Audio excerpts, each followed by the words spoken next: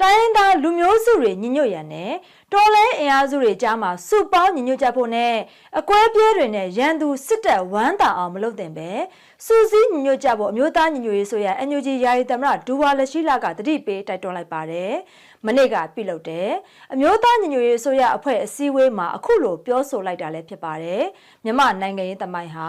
အကွဲပြဲဇလန်းတွေပြည့်နှက်နေပြီးစစ်အစိုးရအဆက်ဆက်ကလည်းသွေးခွဲတက်ရှို့အုပ်ချုပ်တဲ့နီလန်းတွေကိုလက်ဆွဲပြုတ်ထားတာဖြစ်တဲ့အတွက်အချင်းချင်းကြားစူးစီးညီညွတ်ကြရန်လိုအပ်ပြီးအကွဲပြဲတွေနဲ့ရန်သူဝမ်းသာစေဖို့မလုပ်သင့်ဘူးလို့လည်းယာယီသမ္မတကတတိပေးလိုက်တာဖြစ်ပါတယ်ဒီအပိုင်းမှာချင်းအမျိုးသားအတိုင်ပင်ခံကောင်စီတို့အကြားမှာဘုံပေါင်းစည်းမှုတရက်လှုပ်ဆောင်နိုင်ဖို့ခြေလှမ်းပြင်နေမှုအပေါ်ကိုဝမ်းသာကြောင်းလဲသမ္မတကပြောဆိုပြီးဘုံရန်သူဖြစ်တဲ့အကြမ်းဖက်စစ်ကောင်စီကိုအမြင့်ပြတ်တုတ်တင်ချေမှုန်းရေးအတွက်အထူးပြုရွယ်ရမှာဖြစ်တယ်လို့လဲဆိုပါတယ်လူမျိုးစုအချင်းချင်းကြားညီညွတ်ရေးကနေ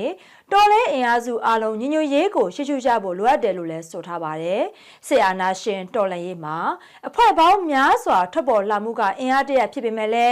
တော်လဲအဖွဲ့တွေအလုံးကိုဘုံညီညွတ်ရေးတည်ဆောက်နိုင်ပြီးတစုတည်းတဲ့စုဖွဲ့နိုင်ခြင်းကပိုပြီးအားကောင်းမှုကိုဖြစ်စေမယ်လို့လဲအမျိုးသားညီညွတ်ရေးဆိုရ NUG ယာယီသမ္မတဒူဝါလက်ရှိလာကတတိပေးတိုက်တွန်းလိုက်ပါတယ်ရှင်